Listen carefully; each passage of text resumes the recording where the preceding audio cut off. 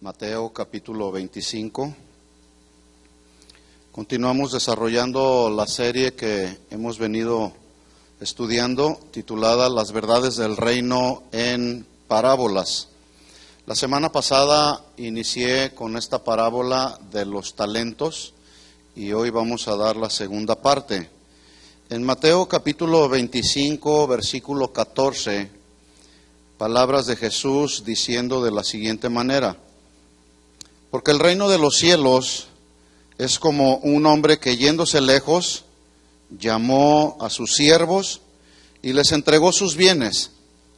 A uno dio 5 talentos, a otro 2 y a otro 1, a cada uno conforme a su capacidad, y luego se fue lejos.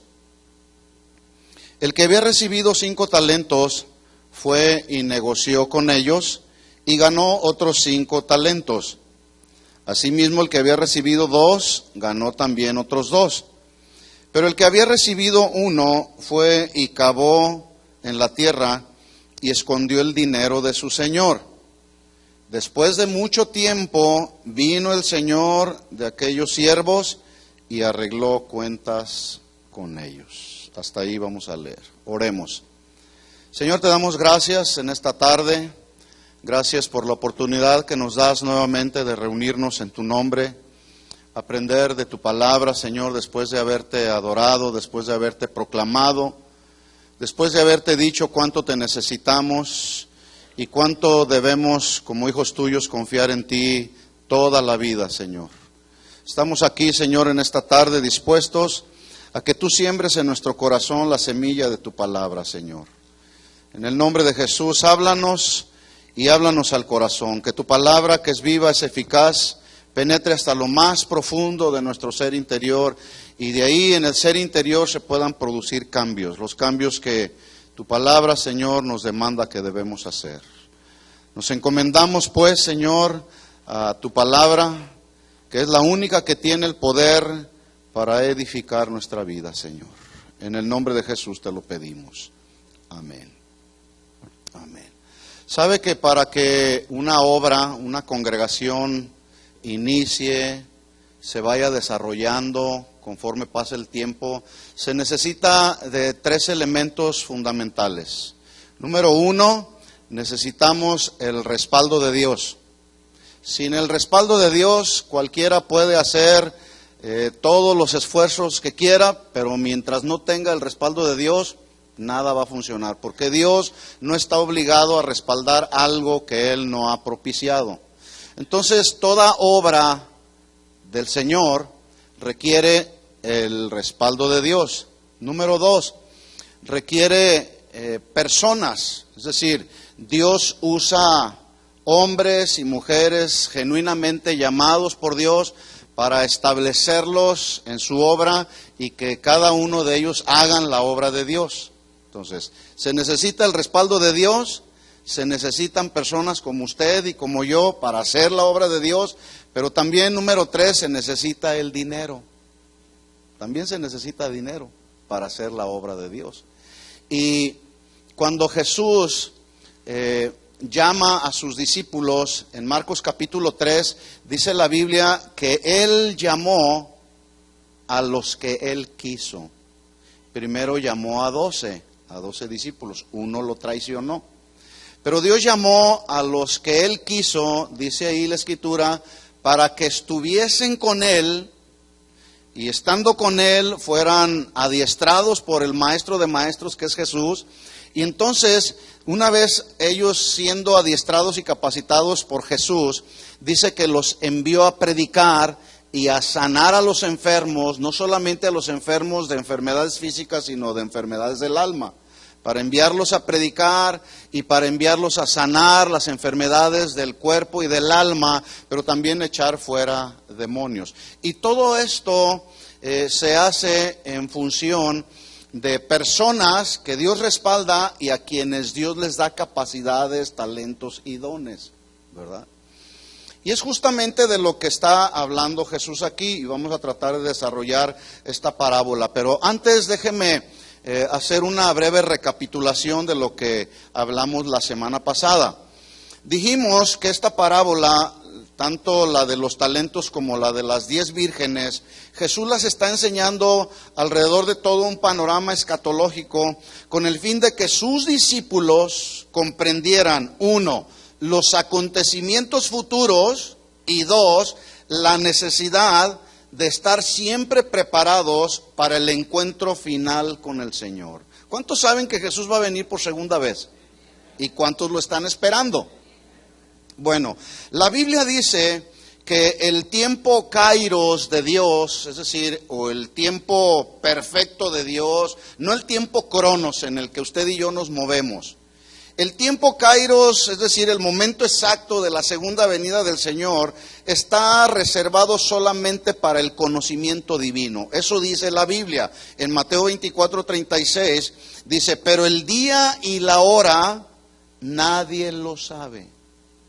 Nadie lo sabe, ni aun los ángeles de los cielos, sino solo mi Padre, dijo Jesús. Pero a cambio de esto, es decir, nadie sabe cuándo va a venir el Señor.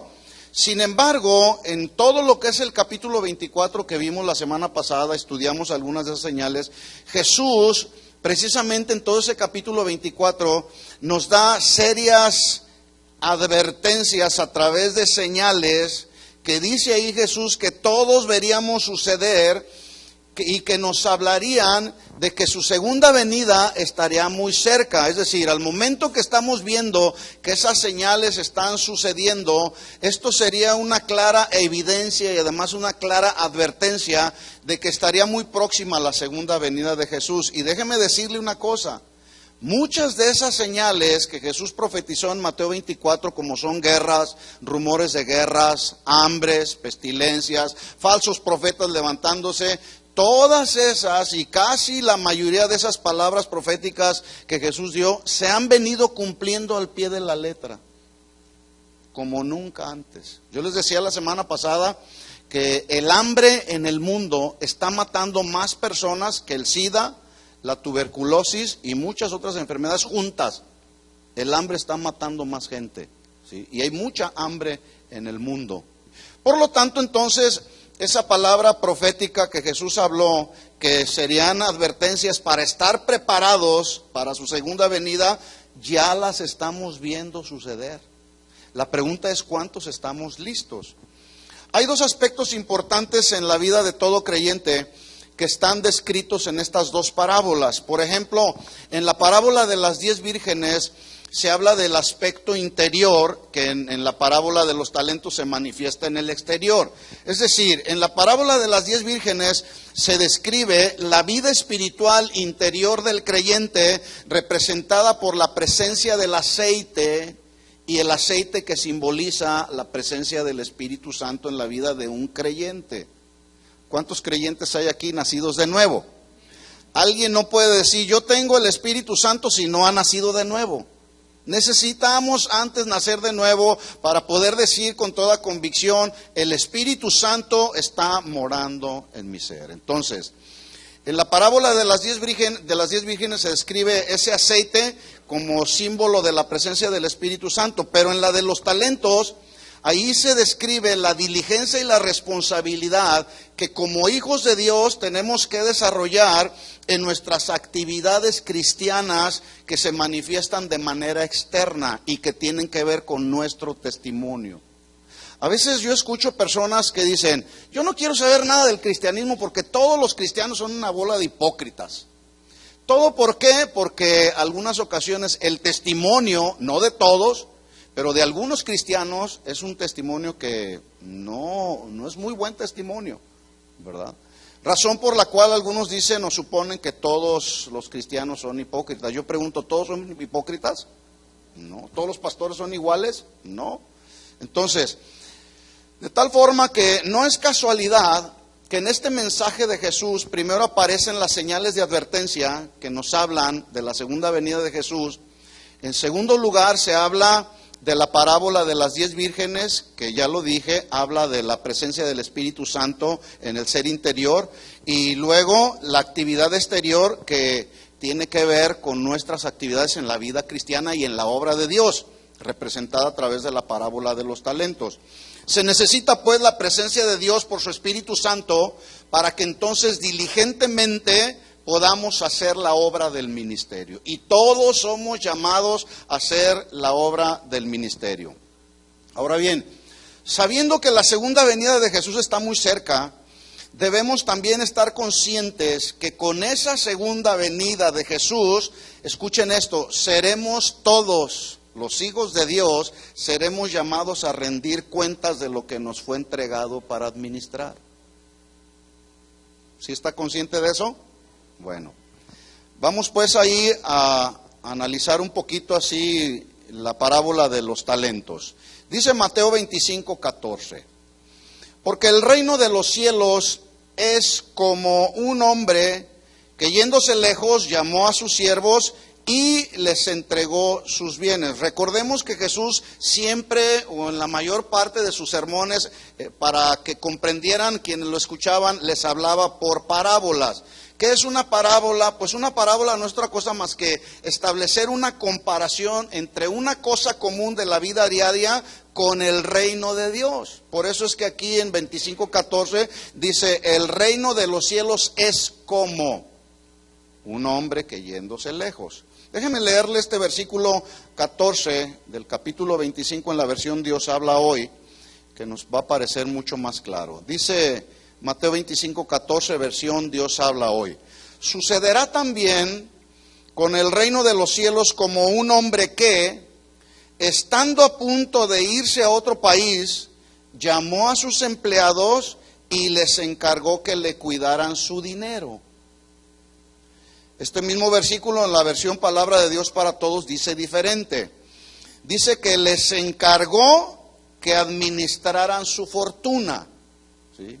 Es importante saber entonces que cuando leemos y estudiamos la Biblia, incluyendo las parábolas, Jesús da siempre una enseñanza, pero junto con la enseñanza Dios demanda algo para cumplir. En otras palabras, no basta solamente aprender lo que la Biblia dice, hay que obedecer y cumplir con lo que la Biblia dice. ¿Estamos de acuerdo en eso? Porque muchos escuchamos, yo escucho personas que dicen, yo me sé la Biblia desde Génesis hasta Apocalipsis. Pues sí, pero ¿cuánto de lo que sabes de Génesis hasta Apocalipsis pones en práctica? ¿Verdad? Ese es el punto precisamente. Porque alguien puede tener todo el conocimiento que quiera de las Escrituras, pero mientras no ponga nada en práctica, no sirve de gran cosa. Entonces, el hombre rico, dice aquí la parábola, que distribuye sus bienes o su fortuna entre 3 siervos, pero me llama mucho la atención que les entrega proporciones diferentes a cada siervo, porque lo hace en base a 2 principios importantes. Número 1, en base al principio de su capacidad, la capacidad de los siervos, y número 2, en base al principio de su soberanía.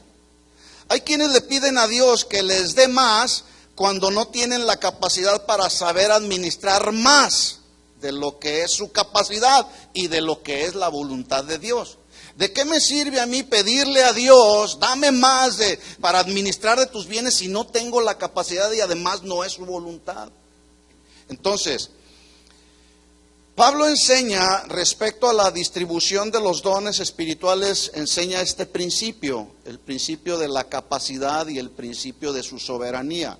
Cuando Pablo habla en el capítulo 12 acerca de cómo Dios distribuye los dones espirituales, él dice que lo hace el Espíritu repartiendo a cada uno en particular y luego dice como Él quiere.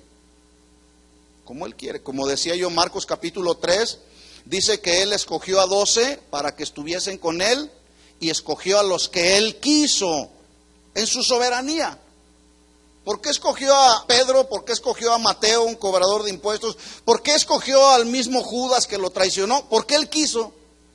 Esa es la revelación, ¿verdad? Porque Él quiso. Entonces, entendamos pues que Dios da a sus siervos sus bienes para que los administremos conforme a la capacidad, pero conforme a su soberanía. Entonces, dice 25:14 que les encargó les entregó sus bienes, les encargó que cuidaran su dinero, les dejó encargados para administrar su fortuna. Versículo 15, Mateo 25, 15. Dice, a uno dio 5 talentos, a otro 2 y a otro 1, a cada uno conforme a su capacidad, y se fue lejos. Aquí debo aclarar, y ya lo voy a ver más adelante, lo vamos a ver, talento no se está refiriendo a una moneda en especial, sino a una cantidad considerable de dinero. Ahí el talento tiene que ver con 60 minas, representaba 60 minas, y las minas representaba también 100 denarios. Yo traté de hacer el cálculo haciendo la comparación a dólares, y no me alcanzó la calculadora. Hice ahí una serie de cuentas y multiplicaciones para tratar de saber a cuánto equivalían 5 talentos nada más, y se fundió la calculadora, porque era una cantidad considerable, ¿verdad? Entonces dice que a uno le dio 5 talentos, a otro 2, a otro 1, y note usted que dice conforme a su capacidad. Aquí la palabra capacidad del griego la traduce fuerza y eficacia. Es decir, de acuerdo a tu fuerza y a tu capacidad de administrar, será la cantidad de bienes que Dios pondrá en tu mano para que los administres. ¿Sí? ¿Nos queda claro eso? Ninguno de estos 3 siervos recibió ni más ni menos de los recursos que eran capaces de administrar. Y es importante resaltar que el hombre de aquellos siervos, escuchen esto, conocía bien a sus siervos y sabía perfectamente la capacidad que cada uno de ellos tenía para desarrollar la tarea que este señor les estaba asignando de acuerdo a los recursos que les estaba dando para administrar. Él los conocía perfectamente. No sé cuánto tiempo tendrían trabajando para él, pero no es casualidad que escogió a estos 3, sabía que uno podía con 5, sabía que otro tenía la capacidad para recibir 2 y otro 1 nada más, porque los conocía. De tal forma que si alguno de estos 3 siervos no cumplía adecuadamente con la responsabilidad que les fue encomendada y lo hacían con diligencia, no tendrían ninguna excusa para decir, es que me diste mucho o es que me diste poco. No, el Señor sabía la capacidad que cada uno de ellos tenía. Asimismo, mis hermanos, Dios sabe la capacidad que cada uno de nosotros tenemos para administrar los recursos que Él pone en nuestras manos. No nos va a dar ni más ni menos. Y yo me he encontrado en la vida y en el ministerio con personas que, teniendo capacidades y recursos dados por Dios, que no los desarrollan con responsabilidad y diligencia, ignorando que un día vendrá el Señor de la obra y nos pedirá cuentas, de las cuales ninguno de nosotros podremos poner ninguna excusa. Es decir, ninguna excusa que podamos darle al Señor será válida, porque Él nos ofreció el privilegio, y escuche bien esto, es un privilegio que Él nos da de poder administrar los bienes que son de Él. ¿Estamos de acuerdo? ¿Sí me estoy dando a entender? Bueno. Aquí la palabra bienes, cuando Jesús está haciendo esta narración de la parábola, hace mención en el versículo 18, hace mención de dinero. Pero lo hace como un ejemplo de comparación, ya que no es dinero el mensaje fundamental de Jesús, sino el mensaje fundamental de Jesús aquí en la parábola es acerca de la responsabilidad que los hijos de Dios tenemos de ser buenos administradores de los bienes o los recursos que Él pone en nuestra mano para administrar. En otras palabras, el dinero representa cualquier clase de recursos que Dios nos confía para que los administremos. Por ejemplo, ¿a quién le pertenece la vida? ¿Que no es Dios el que nos ha dado la vida? La Biblia dice que Él da la vida y Él la quita. ¿Cuándo? Cuando Él quiere, porque Él es soberano. Entonces, la vida es un recurso que Dios nos ha dado para que la administremos, para que administremos nuestra vida. Entonces, en base a estos principios que Jesús maneja en esta parábola, la pregunta para nosotros sería: si reconocemos que el recurso de la vida Él nos lo ha dado La pregunta es: ¿qué estamos haciendo con nuestra vida? Porque algunos malgastamos o usamos mal la fuerza que nos da la vida. Por ejemplo, hay jóvenes que desgastan su vida en medio de las drogas y se la viven drogándose y drogándose. Y están desgastando aún los mejores años de su vida, viviendo perdidamente, como lo hizo el joven de la parábola del hijo pródigo, ¿verdad? Entonces, el recurso de la vida, Dios nos lo dio para que sepamos administrarlo y que la fuerza que tenemos de nuestra vida la desgastemos en la obra de Dios. ¿La desgastemos en qué? En la obra de Dios. Pablo decía en 2 de Corintios 12:15, yo con el mayor placer gastaré lo mío, recursos económicos. Pero luego también añade diciendo, y aún yo mismo me gastaré del todo, hablando de su vida. Por amor de vuestras almas, aunque amándoles más, sea amado menos. Pablo sabía que la obra del ministerio requería desgaste físico. ¿Sí? Entonces él estaba dispuesto a hacer una buena administración del recurso de la vida. Otro recurso que Dios nos ha dado es formar una familia. Ser los que somos casados, tenemos una esposa y tenemos hijos, tenemos el recurso de tener una esposa. La pregunta es, cuando Él venga a pedirnos cuentas, ¿qué cuentas le vamos a entregar respecto a qué hice con mi esposa, qué hice con mis hijos, qué hice con mi familia? ¿Verdad? ¿Los hijos de quién son? ¿Son suyos o son de Dios? ¿De quién son? La Biblia dice que herencia del Señor son los hijos, ¿sí? Él nos da los hijos para que los eduquemos, para que los vayamos criando, ¿verdad? No es lo mismo solamente engendrar que criar. Hay que engendrar, pero también hay que criar a los hijos, y hay que criarlos en la palabra del Señor, los que somos cristianos, ¿verdad? Entonces, cuando el Señor venga a pedirnos cuentas acerca de tus hijos, de mis hijos, ¿qué cuentas le vamos a dar? De ese recurso que Él nos puso ahí al alcance para que lo administremos. No, Señor, pues no tenía tiempo para enseñarles tu palabra, Señor. Porque pues tú sabes, aquí en este país pues tenemos que trabajar y pues no hay tiempo para... Bueno, yo les decía la semana pasada, si usted no se da el tiempo para instruir a sus hijos en los caminos del Señor, que no le extrañe que el día de mañana su hijo se le vaya al mundo, a las drogas, a las pandillas, al narcotráfico, lo que sea. Que no los extrañe, ¿verdad? Entonces, otro recurso que Dios pone a nuestro alcance es el recurso del tiempo. ¿De quién es el tiempo? De Dios. La pregunta es, ¿qué estamos haciendo con el tiempo que es de Dios? Bueno, ahorita en este momento estamos aprovechando el tiempo, usted está aquí. Pero saliendo de aquí, de este lugar, ¿qué es lo que usted hace con el tiempo? Hay quienes desperdician mucho el tiempo viendo la televisión, metidos en el Facebook y algunas otras cosas. Se desperdicia tan fácilmente el tiempo. Entonces, la pregunta es, ¿qué estamos haciendo con nuestro tiempo? ¿Estamos invirtiendo la mayor parte de nuestro tiempo en conocer cada vez más las verdades que tienen que ver con el reino de Dios o las verdades que tienen que ver más con el reino terrenal? ¿Qué hacemos con el tiempo? ¿Verdad? ¿Por qué? Porque un día va a venir el Señor y nos va a pedir cuentas. Entonces dice ahí la Escritura que a uno le dio 5, a otro le dio 2, a otro le dio 1 conforme a su capacidad.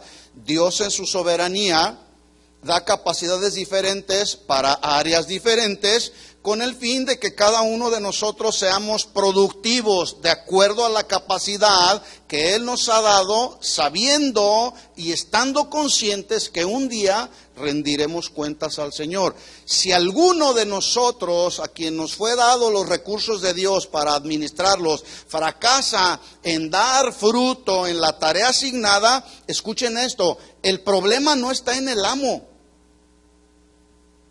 que representa a Jesús. El problema está en los siervos, que está representado por los creyentes. En otras palabras, el fracaso en la tarea asignada será debido a dos elementos fundamentales. Número uno, o sea, si a ti te es asignada la tarea de ser padre, por ejemplo, y fracasas en la tarea de ser padre, el problema no es Dios, porque Él nos da el manual para saber cómo educar a nuestros hijos, nos da las instrucciones. Si alguien fracasa en esta tarea de ser padres, es debido a nuestra negligencia o pereza, o debido a que un siervo no tiene el más mínimo aprecio o respeto por agradar al amo o por servir a su amo, y aún este siervo, el que le dieron un solo talento, fracasó en la tarea, porque no fue productivo, fue y enterró el talento que le fue dado. Y este siervo pudo haber no solamente rechazado a su amo y no solamente haber dicho, no, pues yo voy a hacer con este talento lo que yo quiera. Al cabo, pues ya se va el amo. Yo voy a hacer lo que yo quiera con el talento, no lo que él me diga, ¿verdad? Déjenme decirle, mis hermanos, que a todos nuestro amo Jesús nos ha dado el privilegio de administrar sus bienes. Si fracasamos en hacer una buena administración de esos bienes, será debido a estas dos situaciones que acabo de mencionar: a la negligencia o a la pereza, o a que no amamos profundamente a nuestro amo, a nuestro Señor que nos salvó y nos rescató. ¿Sí? Cada quien se autoevalúa.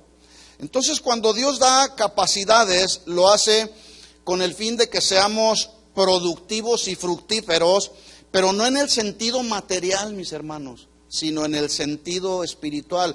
Porque lo material es temporal, pero lo espiritual es eterno. ¿Cuántos están de acuerdo conmigo?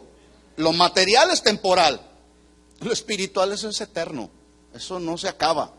Sin embargo, en la práctica nos encontramos con que hay quienes invierten los papeles. Buscan primero lo material y si les sobra tiempo, lo invierten en los asuntos espirituales. Espero no sea su caso. Mire las palabras de Jesús hablando de este punto. Dijo Jesús en Mateo 6:31. Mateo 6:31. Dijo Jesús: no se afanen pues diciendo, ¿qué comeremos o qué beberemos o qué vestiremos? Porque los gentiles buscan todas estas cosas. ¿Quiénes son los que buscan todas estas cosas? Los gentiles, los que no conocen a Dios. Pero vuestro Padre Celestial, mire la omnisciencia de nuestro Padre Celestial. Nuestro Padre Celestial sabe que tenéis necesidad de todas esas cosas. ¿Usted cree que se le escapa de la mano a Dios saber que necesitamos la comida, la bebida y el sustento? No. Acuérdese, Él es soberano, Él es omnisciente, Él es omnipresente, Él es todopoderoso, Él es proveedor, Él es el león de la tribu de Judá. A Él no se le escapa nada. Por eso hay que confiar en Él. Hace un momento cantábamos, confiaré en ti, Señor, mi fuerza, mi poder eres tú, Señor. En todo tiempo confiaré en ti. Bueno, justamente cuando nos vienen los momentos de prueba, es cuando necesitamos confiar en Él, que Él va a suplir todas nuestras necesidades. Los gentiles buscan todas estas cosas, pero si yo sé que mi Padre sabe cuáles son mis necesidades, entonces mi perspectiva debe de cambiar según el versículo 33. Mas buscad primeramente el reino de Dios y su justicia, y todas las cosas que tú y yo necesitamos, dice que nos serán añadidas. Qué diferente, ¿no? Entonces, Dios nos da de sus capacidades, de sus recursos, para que seamos productivos y fructíferos. Y Pablo, hablando justamente del fruto o de ser fructíferos en el Espíritu, él dijo en Gálatas capítulo 5, versículo 22. Vamos ahí a Gálatas capítulo 5, versículo 22. Porque estamos diciendo y afirmando que debemos de ser productivos en el sentido espiritual, no en el sentido material. Entonces vamos a ver qué tan productivos somos en los asuntos que tienen que ver con el Espíritu que mora en nosotros. Dice Pablo en Gálatas capítulo 5, versículo 22, más el fruto del Espíritu, refiriéndose al Espíritu de Dios. El fruto del Espíritu que mora en nosotros, ¿cuántos tienen el Espíritu Santo morando en ustedes? Entonces, ese fruto del Espíritu produce en nosotros, uno, amor. Amor que necesitamos para soportarnos unos a otros, para amarnos unos a otros. ¿Sí? El fruto del Espíritu produce o nos hace ser fructíferos en el punto del amor. Dos, gozo. El fruto del Espíritu es gozo. Y se refiere a un gozo, no al gozo que tiene que ver cuando tenemos, porque es bien fácil estar gozosos y estar alegres cuando no nos falta nada, ¿verdad? Es fácil ahí. Nos gozamos y hasta danzamos y podemos aplaudir y dar gritos de júbilo, porque sabemos que nuestra alacena está llena, porque sabemos que el refrigerador está lleno, porque sabemos que no falta nada en la cuenta de banco, etcétera, etcétera. Pero al gozo que se refiere Pablo, que produce el Espíritu Santo, es un gozo que debemos manifestar los hijos de Dios cuando tenemos, pero también cuando no tenemos. Y el problema ya en la práctica es que cuando alguien no tiene, en lugar de gozo, se pone triste y angustiado y desesperado. Entonces el fruto del Espíritu es amor, gozo y luego paz. Igual, la paz que proviene de Dios, Jesús dijo, mi paz les dejo, mi paz les doy. La paz les doy. Y esta paz que yo les doy no es la paz que les da el mundo, que produce el mundo. El mundo produce una clase de paz que está basada y fundamentada en lo material, que está basada y fundamentada en los vicios. Hay gente que para tener paz en el corazón tiene que estar drogado o alcoholizado para experimentar paz. Pero esa no es la paz que debe de producir un cristiano. La paz que debe de producir un cristiano es una paz que proviene de Él, que es la paz que sobrepasa el entendimiento humano, dice la Biblia. Y esa paz nos viene y la experimentamos en nuestro corazón, vuelvo a repetir, cuando tenemos y cuando no tenemos. O aún, escuchen bien esto, yo no sé cuántos han perdido un ser querido. Levante la mano. Yo he perdido seres queridos. Bueno, esa paz que podemos experimentar es aún en esos momentos de dolor. Esta carne se duele, obviamente. Se duele, la carne, pues es natural, ¿verdad? Pero en el ser interior podemos experimentar la paz sabiendo que si ese ser que tú perdiste, tu ser querido que perdiste, era un hijo de Dios, pues está mejor en su presencia que estando en este mundo.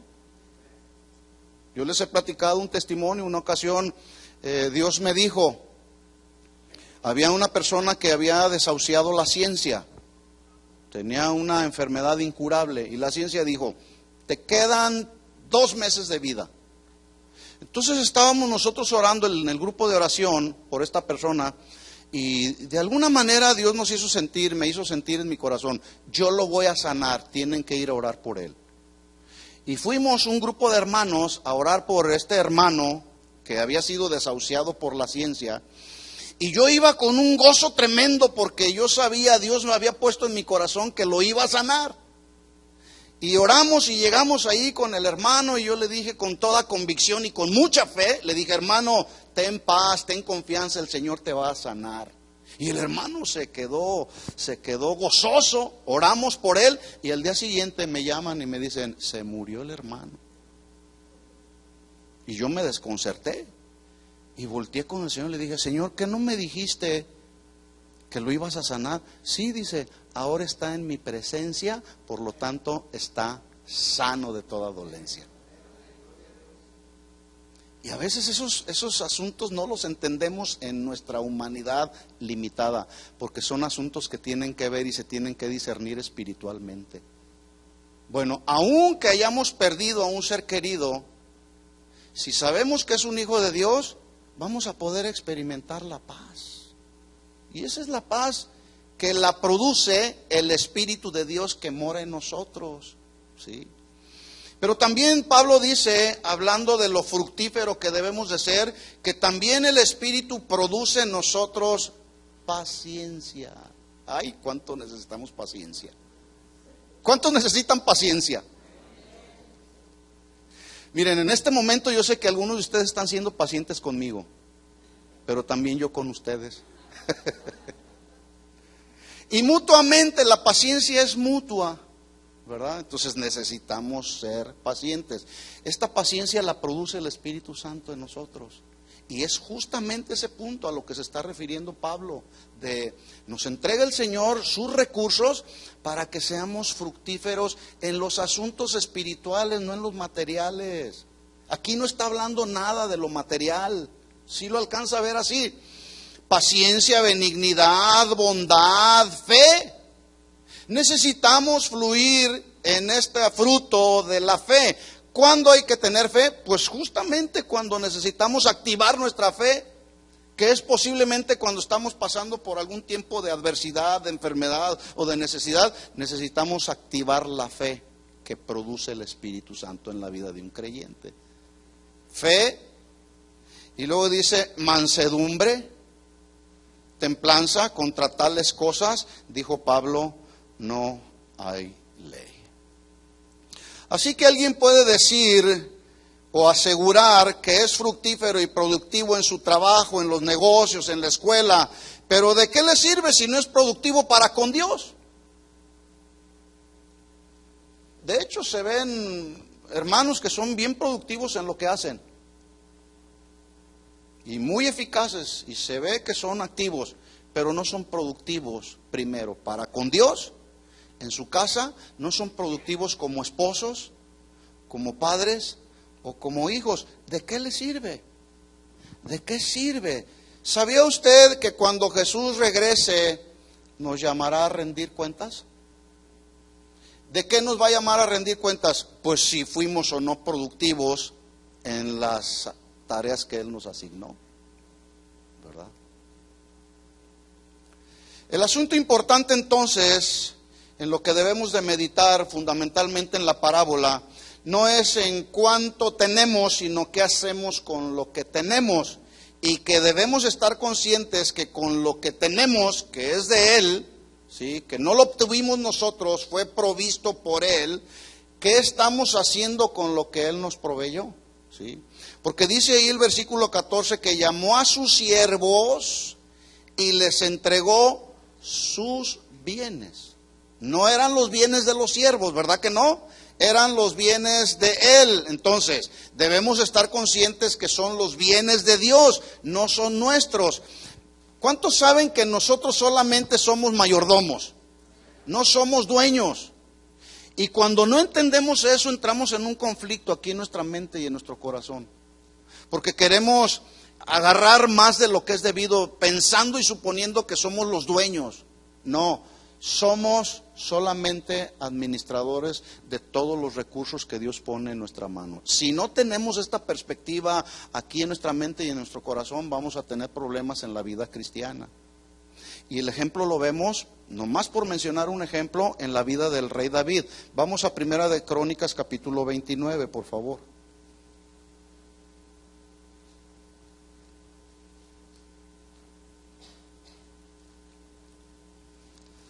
Mire la perspectiva que tenía David de las cosas, de los bienes, de los recursos. Primera de Crónicas capítulo 29, versículo 11. ¿Lo tiene? Mire lo que dice David. Tuya es, oh Jehová, 1, la magnificencia, y 2, y el poder, la gloria, la victoria y el honor. Porque todas las cosas que están en los cielos y en la tierra, ¿de quién son? Son tuyas. Esta es la perspectiva que tenía David. Final del versículo 11. Tuyo, oh Jehová, es el reino y tú eres excelso sobre todos. ¿De quién es el reino? De Dios. Y Él es por encima de todos. Versículo 12. Las riquezas y la gloria, ¿de dónde proceden? Proceden de ti. No, es que yo soy bien inteligente. Sí, pero ¿quién te dio esa inteligencia? Uno de los hombres más ricos de este planeta, que es un mexicano llamado Carlos, él dice: yo tengo todo lo que tengo porque soy bien inteligente en los negocios, inteligente y productivo en los negocios. Lo que este hombre ignora es lo mismo que ignoraba Nabucodonosor, que esa inteligencia y esa capacidad provienen de él solamente. Mire usted cómo en la experiencia de Nabucodonosor, él dijo con mucho orgullo y mucha soberbia: esta es la gran Babilonia que yo he construido con la fuerza de mi poder y para la gloria de mi majestad. ¿Usted sabe en lo que se convirtió ese hombre Nabucodonosor orgulloso para poder reconocer la majestad de Dios? Se convirtió en una bestia. Y en la condición de bestia, este hombre pudo en un momento dado reconocer que el reino de los cielos, que todo lo que en él hay, en los cielos y en la tierra, son de Dios. Hasta que él reconoció, recobró la conciencia. ¿Sí? Escuchen esto, mis hermanos. Se va a oír medio fuerte, pero no esperemos llegar a la condición de una bestia para poder volver nuestros ojos al que es dueño de todo y poderlo reconocer como el único Dios soberano de todas las cosas. Dice la Biblia que todas las cosas fueron hechas por Él y para Él, para que en todo tenga Él la preeminencia. Si alguien no tiene esta perspectiva de que todo es de Dios, vamos a tener problemas en la vida cristiana. Entonces dice David: las riquezas y la gloria proceden de ti, tú dominas sobre todo, en tu mano está la fuerza y el poder, y en tu mano el hacer grande y el dar poder a todos. Versículo 13. Ahora pues, Dios nuestro, nosotros alabamos y loamos tu glorioso nombre, porque ¿quién soy yo y quién es mi pueblo para que pudiésemos ofrecer voluntariamente cosas semejantes? Pues todo es tuyo y de lo recibido de tu mano, ¿qué? Te damos. Obviamente ahí David está hablando de recursos materiales, porque estaban por levantarle un templo al Señor, ¿verdad? Pero si estos versículos no le convencieron, el mismo David dijo en el Salmo 24, 1 y 2, de Jehová es la tierra y su plenitud, el mundo y los que en él habitan. En otras palabras, tú y yo somos de él. ¿Cuántos son de él? La pregunta es, si decimos que somos de él, él tiene el gobierno de nuestra vida y el control de nuestra vida. Porque a veces es bien fácil decir: sí, Señor, yo soy tuyo. Nada más con estas áreas en mi vida no te metas, Señor. La Biblia dice en Proverbios 4:26 o 4:23, dice: dame, hijo mío, tu corazón y miren tus ojos por mis caminos. Y note usted que dice dame tu corazón, no dice dame la mitad de tu corazón. ¿Sí?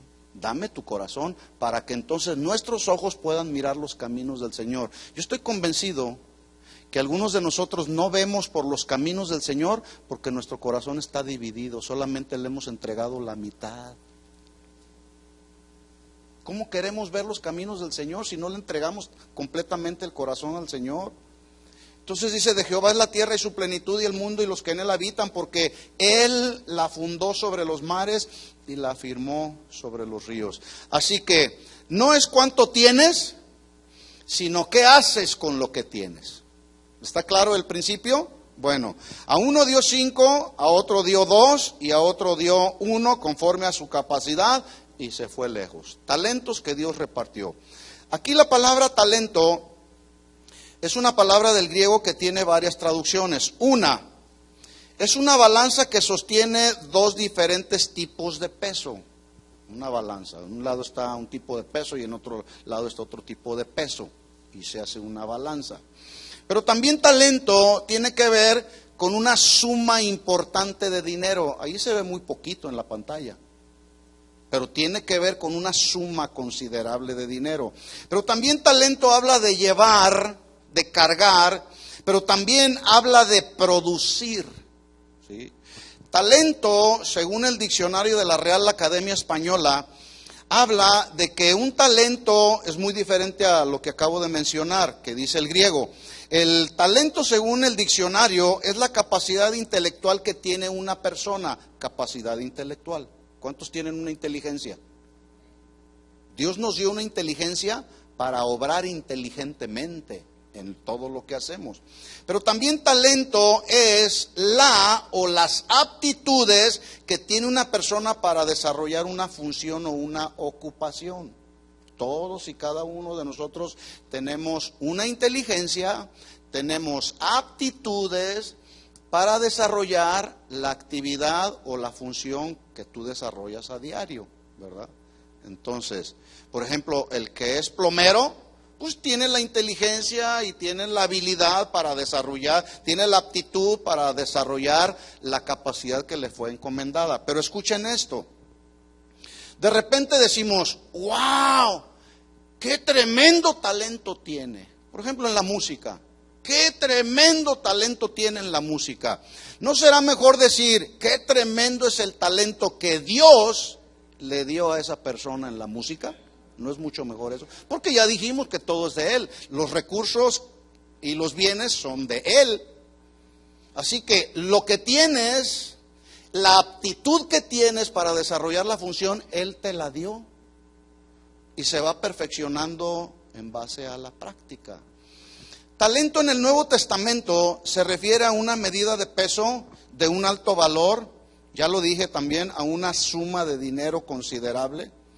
En la parábola de los talentos no se está refiriendo a aptitudes naturales de una persona, sino a un bien de valor que una persona encomienda a otra para que los administre. ¿Para que administre qué? Talentos. Los bienes, en este caso del Señor, que se los dio, los repartió entre los siervos para que los administraran. Por lo tanto, los creyentes debemos de entender que talento, según la Biblia, se refiere a todo tipo de dones, de bienes, de recursos que Dios nos da para que los administremos. A todos, sin lugar a dudas, Dios nos ha dado recursos para que los administremos, seamos fructíferos con ellos y además seamos de influencia espiritual para los que nos rodean. No sé si me estoy explicando. Dios nos da recursos, nos pone sus bienes para que seamos fructíferos, para que seamos una influencia en la gente que nos rodea, empezando por nuestra casa. ¿Cuál es tu primer ministerio? Porque algunos somos o son, según el dicho o refrán muy mexicano, candil de la calle y oscuridad de su casa. En otras palabras, se ocupan más de predicarles a los de allá. Hay que predicar. Pero ¿y tu primer ministerio? ¿Qué es en la casa? Todo tiene un orden, ¿sí? Dios es un Dios de orden. Servimos a un Dios de orden. Entonces, tu primer ministerio es la casa. Y de ahí para afuera. ¿Estamos de acuerdo en eso? ¿Sí? Entonces, debemos de ser influencia. Dice versículo 16, estoy en Mateo 25, 16. El que había recibido 5 talentos fue y negoció con ellos. Mire cómo fue productivo. Y ganó otros 5 talentos. Asimismo, el que había recibido 2, ganó también otros 2. Notemos que uno tenía 5 y otro tenía 2. Pregunta, en porcentaje, ¿quién ganó más? ¿El que tenía 5 o el que tenía 2? ¿Quién ganó más?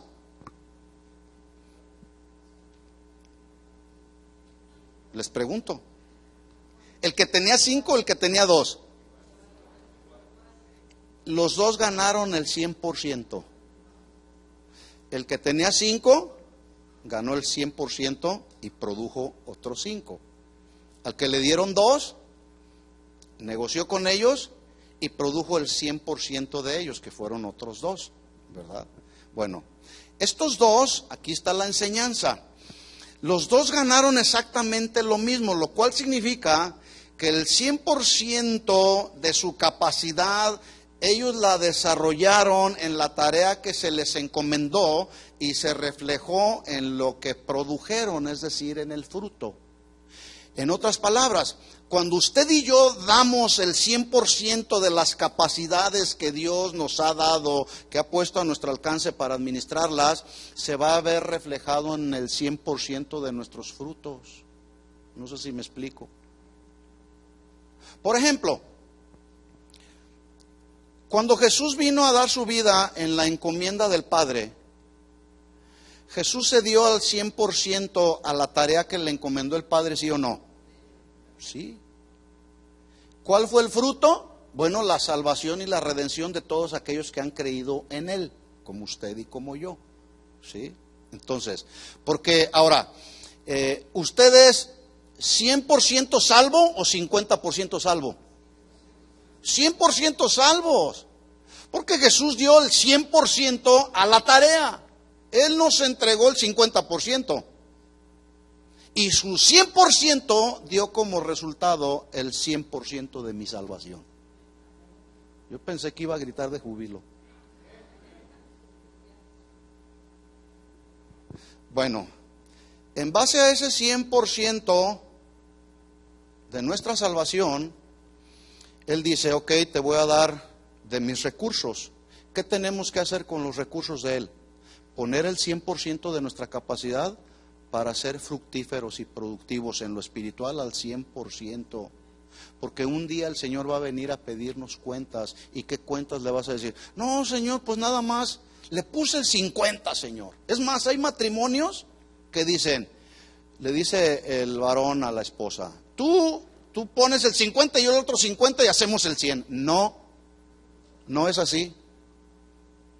Es el 100% de la capacidad de la mujer junto con el 100% de la capacidad del hombre para que se sobrelleve la carga de la familia, del matrimonio. ¿Sí o no, matrimonios? Ese es el engaño que ha metido el diablo. Tú 50 y yo 50 y hacemos el 100. No, 100% cada quien, ¿verdad? Entonces, imagínate que el Señor viene y te pide cuentas y le dices, no, Señor, pues yo nomás le puse el 50% de la capacidad que me diste, porque el otro 50%, pues anduve afanado, trabajando y trabajando para tener una vida mejor hoy. Bueno, el Señor te va a decir, pues quédate con tu 50, porque yo no te pedí el 50, te pedí el 100. Así que, yo dije hace un momento, a todos Dios nos ha dado recursos. Él es el dueño, nosotros somos los administradores. La pregunta sería, ¿estás dando el 100% de tu capacidad para producir el 100% de los frutos? Porque un día va a venir a pedirnos cuentas. Y tú no puedes decir, es más, ni aquel que dice, Señor, cuando venga y le pida cuentas, Señor, pues yo nada más puse el 99.99% de la capacidad. El Señor te va a decir, vete con tu 99.99% porque te pedí el 100%. Porque Él se dio el 100%. Y porque ahora Él tuvo como fruto el 100%. Para mí, que es una bendición, es un privilegio que Él nos dio, don, gracia de Dios, el regalo de la salvación. Él me la dio no el 50%, me la dio el 100%. Y lo menos que puedo hacer y debo hacer como hijo de Dios es decirle, Señor, voy a poner el 100% de lo que soy para sembrar en la obra del reino de Dios. Y algunos dicen, no, yo no. Si quiere, Señor. No, pues no quiere el Señor. Porque a Dios no le hacemos ningún favor. Tenemos que dar el 100% de la capacidad. Versículo 18. Pero el que había recibido uno fue y cavó en la tierra y escondió el dinero de su señor.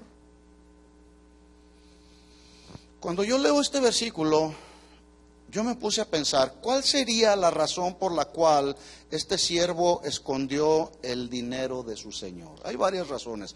Es posible que tuvo miedo, como lo expresa más adelante. Tuve temor de ti porque eres duro, Señor. Posiblemente le vino miedo, temor, tal vez inseguridad, tal vez había apatía en él, como luego surge la apatía en la vida de algunos cristianos, o la negligencia, o la falta de amor por aquel que nos salvó y nos rescató, que no queremos ser productivos para Él.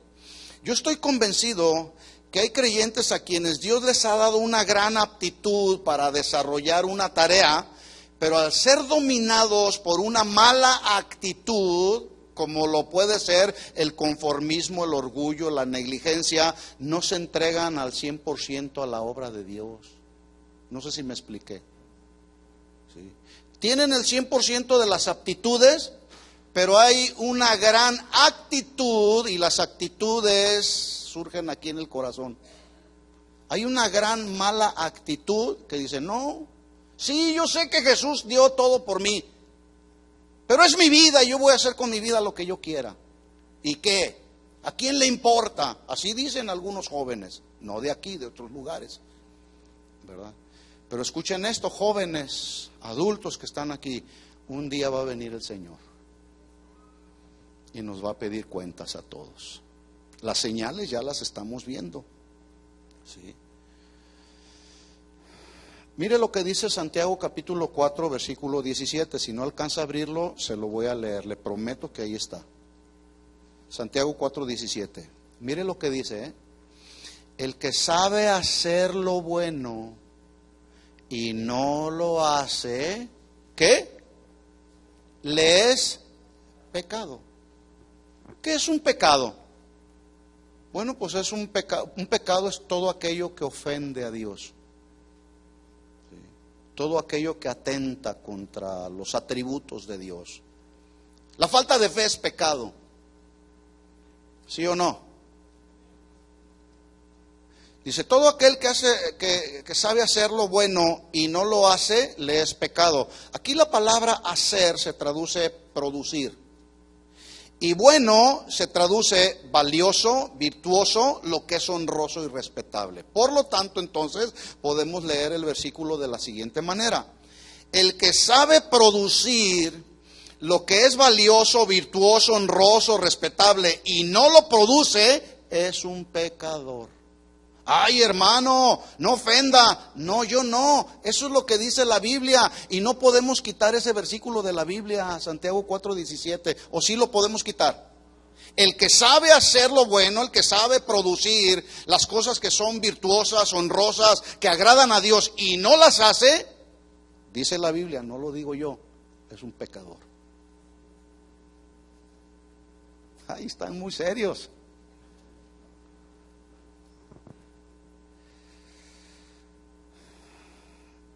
A través de los años que tengo caminando con el Señor, me he dado cuenta y me he encontrado con creyentes que están confundidos. ¿En qué radica la confusión? En suponer que aquel pastor que tiene 10,000 personas, Dios lo ha recompensado gracias a su esfuerzo y dedicación en relación al que tiene 500 personas. Y entonces el que tiene 500 personas dice, ya sé lo que voy a hacer. Me voy a esforzar, me voy a dedicar en cuerpo y alma para que Dios me recompense con 10,000 personas como ha recompensado al pastor que tiene 10,000 personas. Y ahí está precisamente la confusión. Empiezan a implementar en la iglesia métodos humanos para hacer crecer la iglesia. Y confunden la recompensa con la tarea que les ha sido encomendada.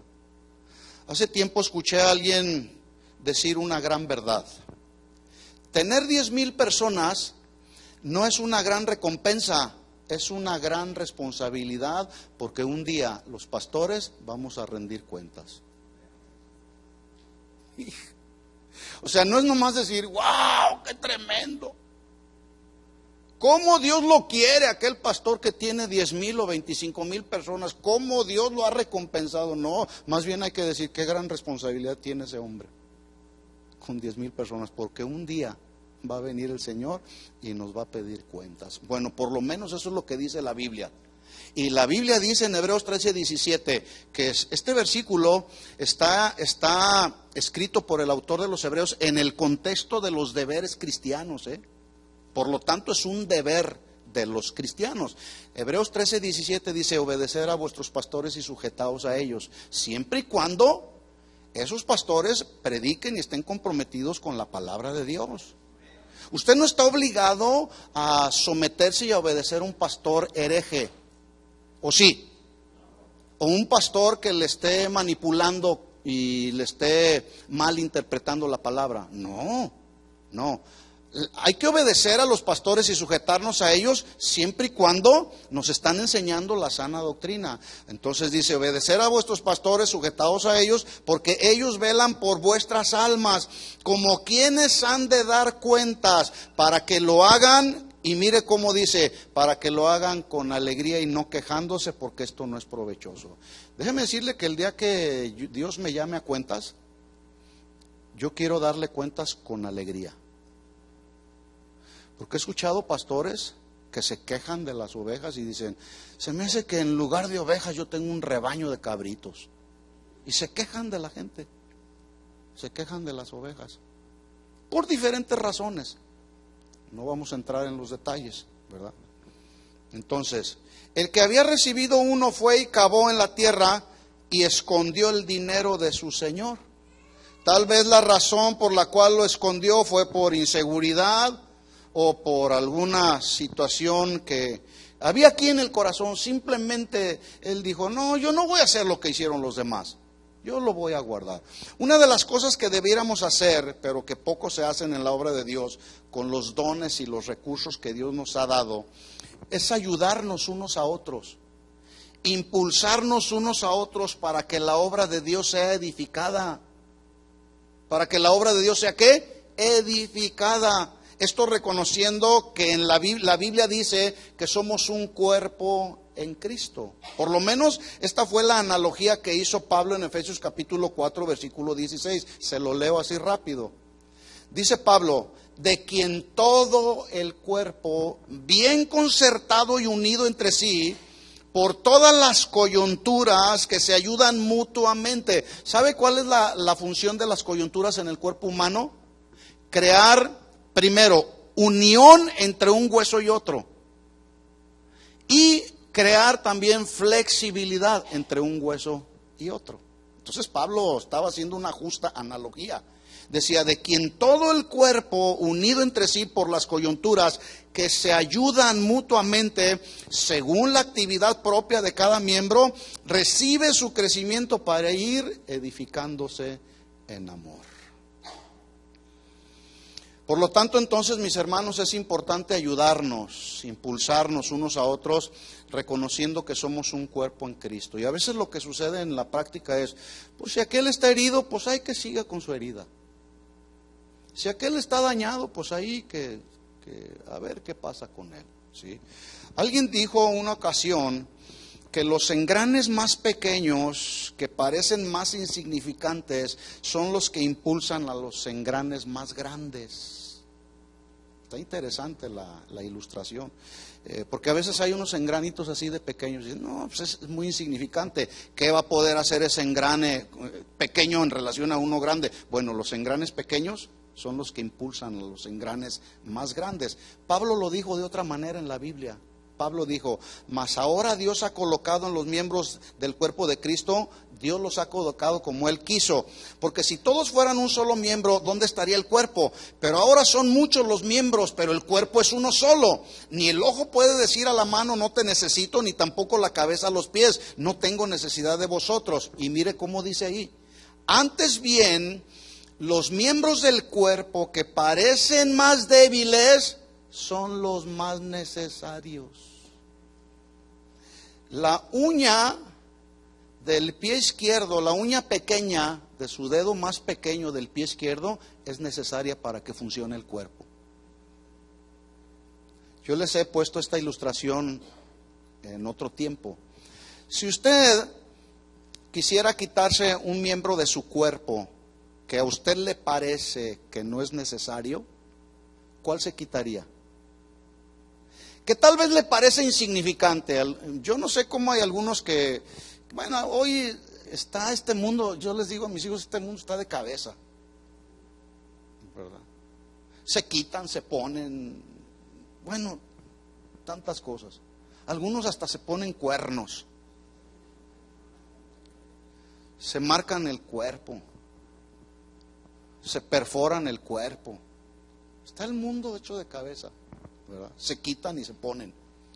Entonces, si usted tuviera necesidad de quitarse un miembro de su cuerpo, ¿cuál se quitaría? Porque le parece a usted insignificante. Ninguno. Porque Dios no se equivocó cuando... Una de las máximas creaciones de Dios, ¿sabe quién es? No fue el elefante, no fue la jirafa tampoco. ¿Sabe quién fue? El hombre. El hombre, la máxima creación de Dios. Y escuchen esto, lo que Dios hace, Dios lo hace perfecto. Cada una de las partes que Dios puso en nosotros, lo hizo perfecto para que cada parte ejerciera su función en el cuerpo. Ese asunto de que así nacen es una mentira del diablo. ¿Cuántos están de acuerdo conmigo? Es que así nació. No, entonces lo que están diciendo, Dios, te equivocaste, ¿eh? Dios no se equivoca, mis hermanos. Entonces dice ahí Pablo, los miembros del cuerpo que parecen más débiles son los más necesarios. Cuando usted lee la Biblia y lee cada una de las genealogías, la genealogía de Abraham, la genealogía de Moisés, la genealogía de David, hijo de fulano, y vienen todas las genealogías, ¿verdad? Entonces, ¿cuántos saben que en la Biblia hay un hombre que se llamaba Jetro? ¿Cuántos lo conocen? Levanten la mano los que lo conocen. Los que no, pues no la levanten. Muy pocos. ¿Cuántos creen que en la Biblia se habla de un personaje llamado Moisés? Mire, se conoce más a Moisés que a Jetro. Bueno, Jetro era el suegro de Moisés. Y ese suegro de Moisés fue importante en la vida y el ministerio que Dios le encomendó a Moisés, que fue liberar al pueblo de Israel de la esclavitud. Cuando fue y le aconsejó y le dijo, Moisés, Moisés, si tú sigues trabajando así con el pueblo como lo estás haciendo, aconsejándolo y llevando tú solo la carga, te vas a morir. Y el consejo de ese engrane pequeño llamado Jetro impulsó al engrane más largo, más grande, para que se cumpliera el propósito de Dios. Por eso es que debemos impulsarnos unos a otros, edificarnos unos a otros con las capacidades, los dones, los talentos, los recursos que Dios ha puesto en nuestra mano para que los administremos, no para irlos a enterrar ahí, ¿verdad?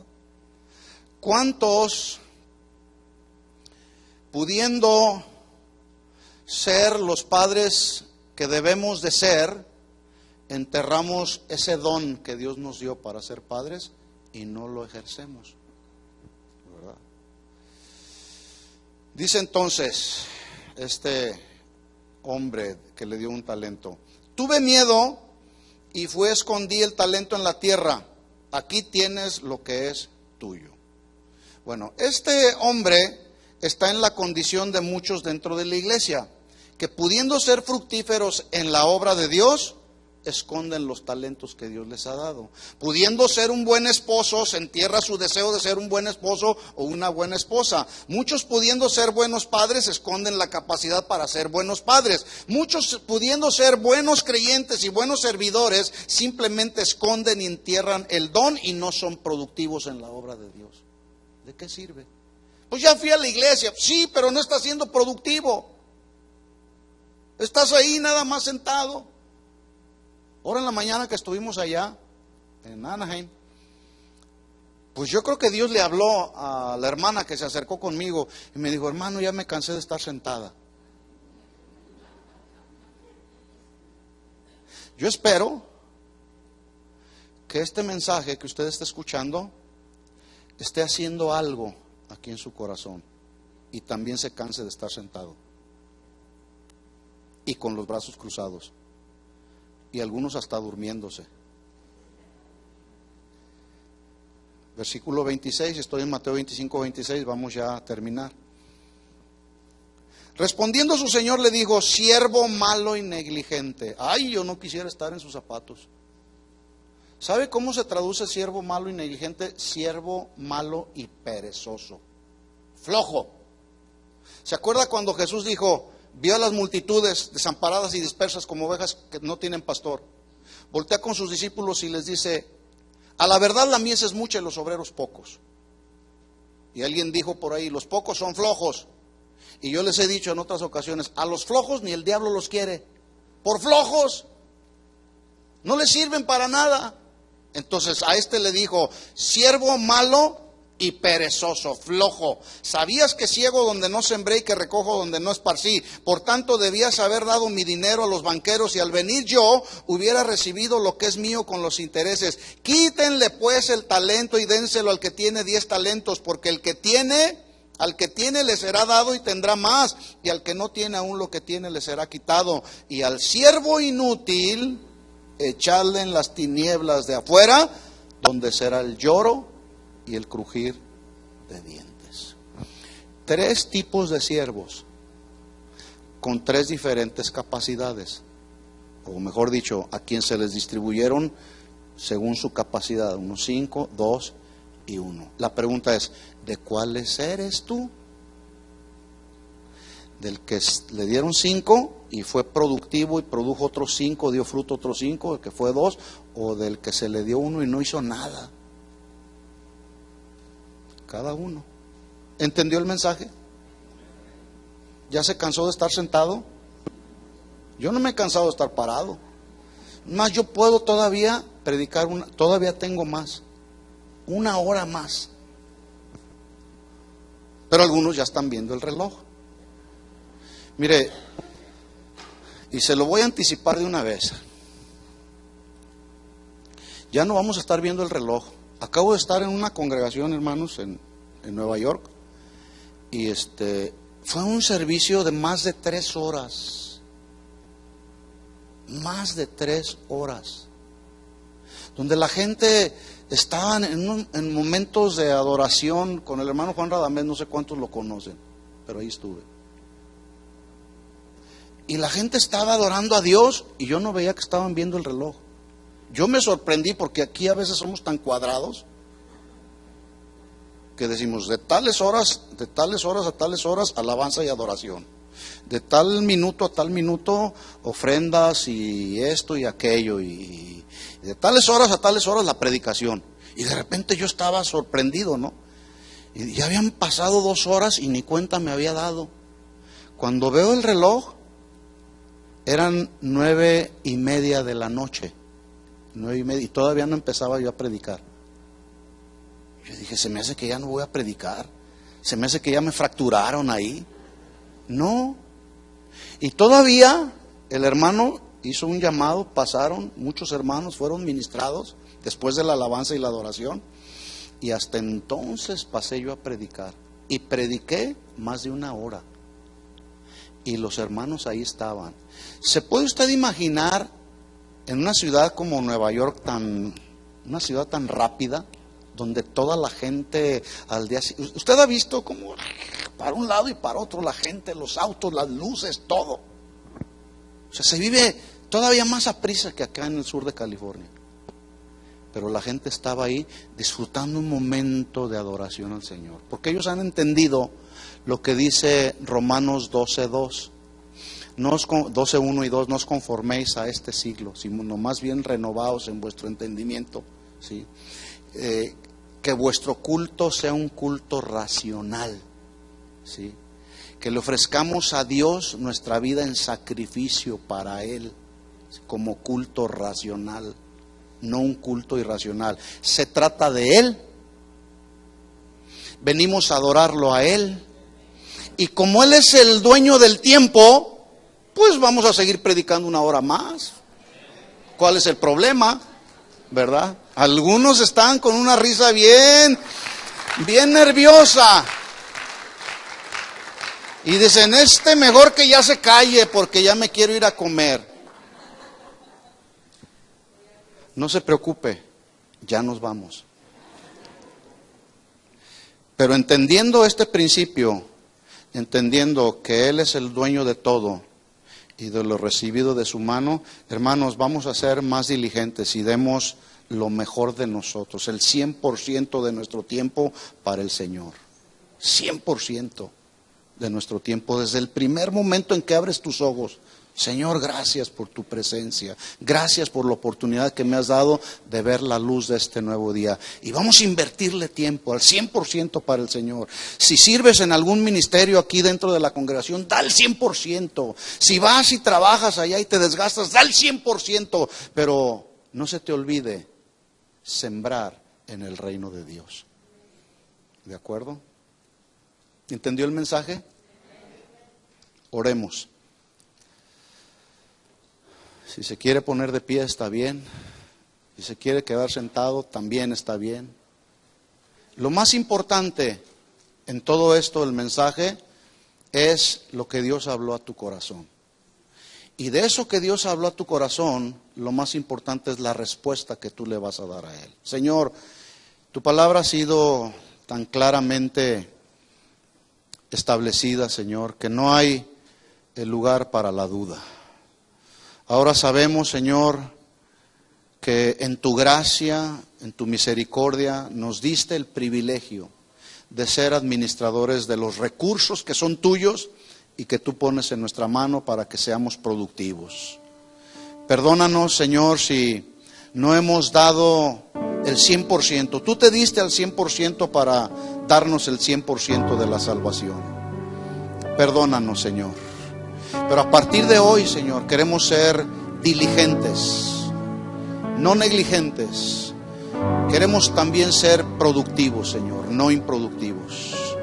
Ayúdanos cada día, Señor. Danos la fuerza cada día que necesitamos para que podamos producir el fruto del Espíritu: amor, gozo, paz, paciencia, bondad, mansedumbre, fe, templanza, dominio propio, Señor. Ayúdanos, Señor. Queremos, mientras tú vienes, queremos ser productivos en tu reino, Señor. Sabemos que un día vendrás. Y cuando tú vengas, Señor, tú nos vas a pedir cuentas, porque tu palabra dice que todos compareceremos ante el tribunal de Jesucristo. Y ahí, Señor, ahí tú nos darás las recompensas conforme a lo que hicimos estando en este mundo, Señor. Mientras tú vienes, Señor, o nos llamas a tu presencia, queremos ser diligentes, Señor, y queremos desgastar nuestra vida para que tu reino siga creciendo, Señor. En el nombre de Jesús, que así sea, Señor. Amén y amén. ¿Puedo darle un aplauso a Él? Gracias, Señor. Gracias, Señor. Gracias, Señor. Gracias, Señor.